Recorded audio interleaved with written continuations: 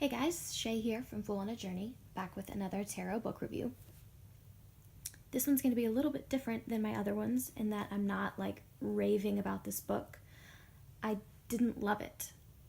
I liked parts of it a lot, and then other parts of it I thought were weird and disconnected. But if it's something that, if this is what you're looking for, it is great. It's just not what I thought it was going to be. So part of the disconnect really started when you're looking at the title. It's Tarot and the Tree of Life, Finding Everyday Wisdom in the Minor Arcana. If you when you have sort of like a subtitle, so it's like we've got Tarot and the Tree of Life is what stands out. That's the title. That really should have been the subtitle. The title of the book should have been Finding Everyday Wisdom in the Minor Arcana.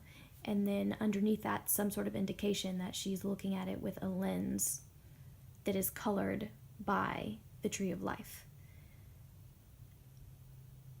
Because that just wasn't an important part of the book. If you don't know anything about Kabbalah, yes, you will come away with a little bit of knowledge about Kabbalah and the Tree of Life. If you already have a lot of base knowledge about that, you're going to get nothing new. This barely scrapes the surface. I am very much a beginner, so I appreciated how it was presented. Super simple, very easy to grasp. So all of that was fine for me. But if you're someone who's expecting this book to really talk about the system of tarot meeting the system of the Tree of Life and how they fit together, this is not it. This is really just the barest overview. It really does focus on the everyday wisdom of the Minor Arcana. That's okay. I still like that book. I would probably still read that book. But I feel like some of the disconnect for me is that immediately it's not what I expected it to be. So when you get in here, our table of contents. Okay, so we've got a forward and an introduction, which were actually really good. Chapter 1, where she's sort of talking about the kind of an overview of the minors and sort of how they're overlooked and why she thinks that, that's unfair to them, that we should really be paying attention. Quick little overview of Kabbalah. It's a very small section, but it's good. I mean, it's got a diagram that kind of shows you where everything falls, quick little intros into all of the different, parts of the tree and the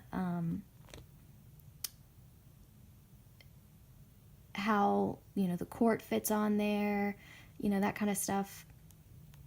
Then there's a chapter that goes through each card of the Pentacles, Cups, Swords, Wands, and then the court cards, which we'll get to the mistitling of that chapter momentarily. And then just a little afterword how you can use it. The part about Kabbalah, let's see.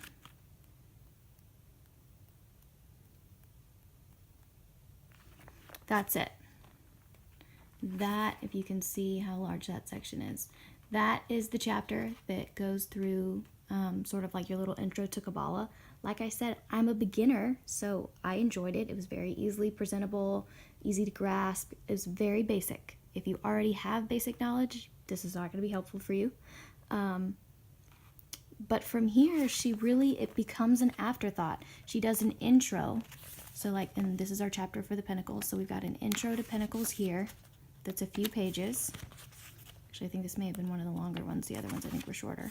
And then it goes into each individual card.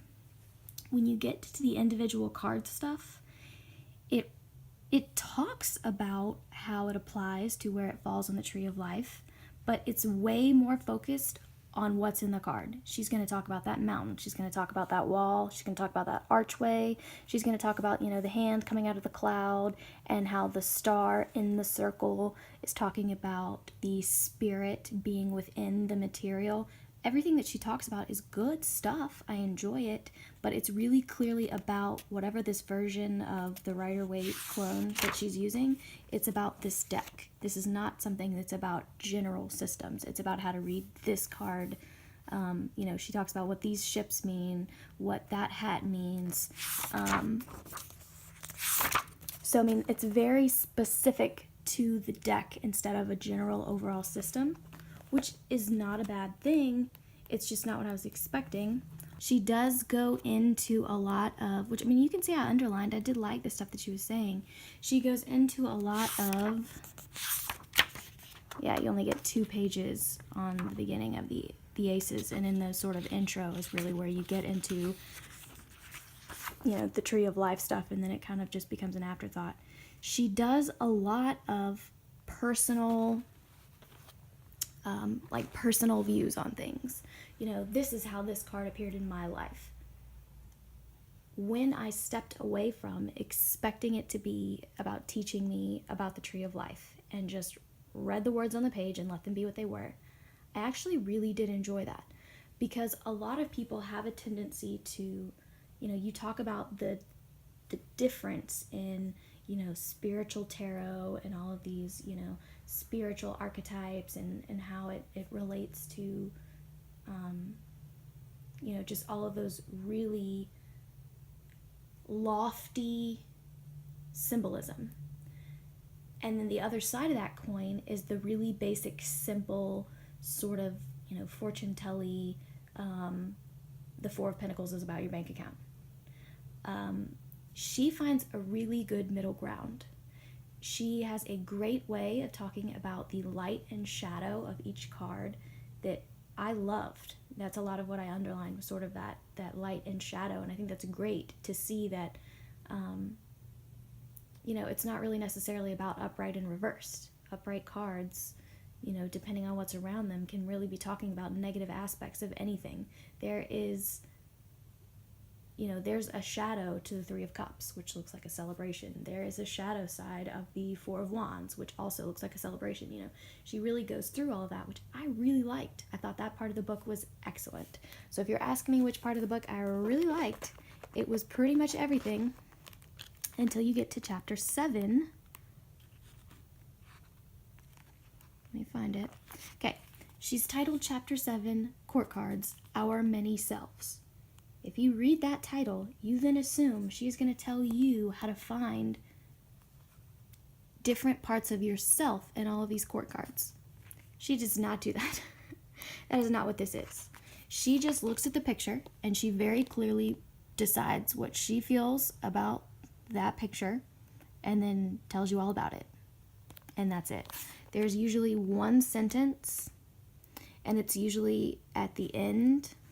Let's find one where it sticks out, obviously, about what they actually mean as far as their connection to the Tree of Life. Yeah, literally the very last sentence. Knight of Pentacles sets out to create change in the world, potentially drawing on the creative forces of, I believe that's pronounced Beria. But that's it. That's in the whole thing about the Knight of Pentacles. That's all it talks about of the Tree of Life. So that was sort of weird. That she really didn't connect them back to the tree at all. She clearly just views them personally. So what does she think about them? The one that really rubbed me the wrong way is, oh, she is like obsessed with the Queen of Swords, and so she got more space in the book. Oh no, it's about the same. Okay, but she just, I mean, raves about how great the Queen of Swords is, which seems really weird to me.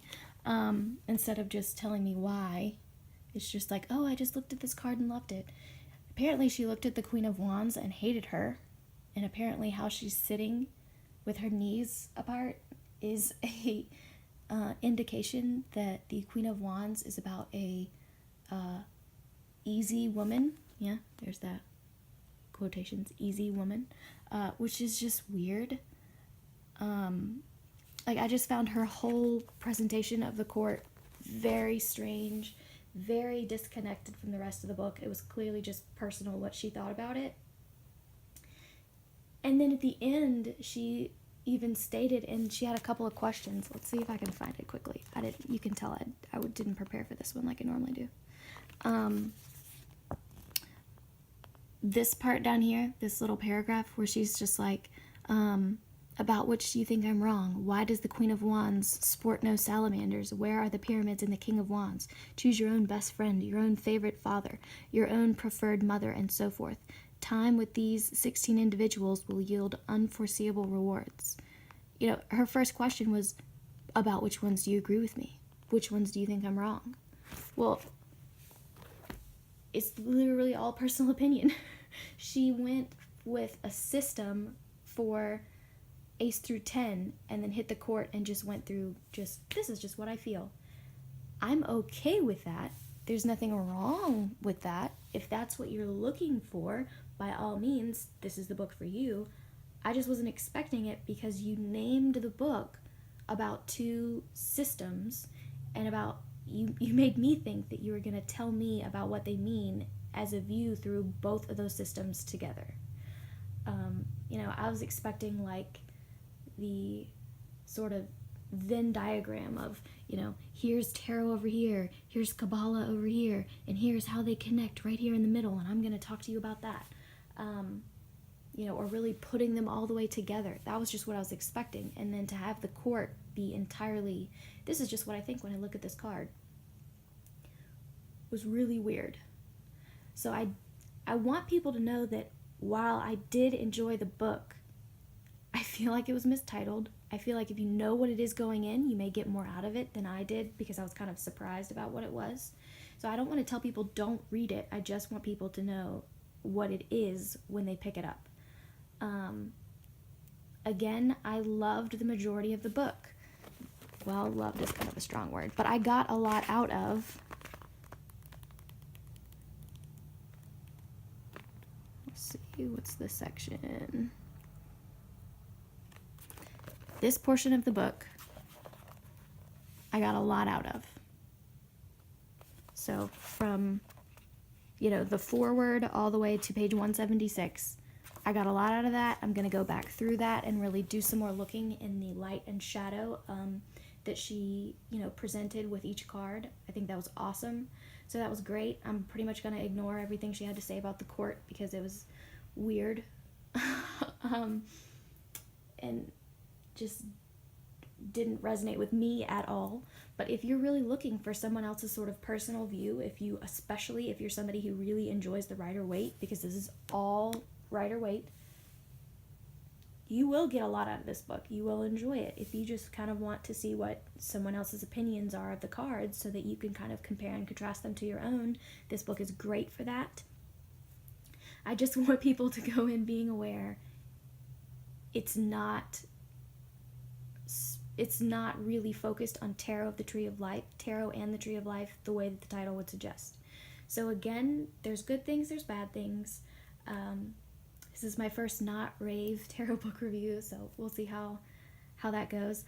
But I will link below the Amazon so you can purchase it if you would like it. There are a lot more reviews on Amazon about this book now. When I bought it, there were only 12, and I think it was at like 3.5 stars. And I just checked back today because I was filming this video, and it's at like 30, and it's like 4 something, like 4.5 maybe, or just under 4.5. So as more people read it, the reviews are mostly good. So I'm wondering if maybe people are getting more aware of what it is, and that the first couple people who read it maybe were surprised like I was. I don't know. But I will link that below if you are interested, and thanks for watching.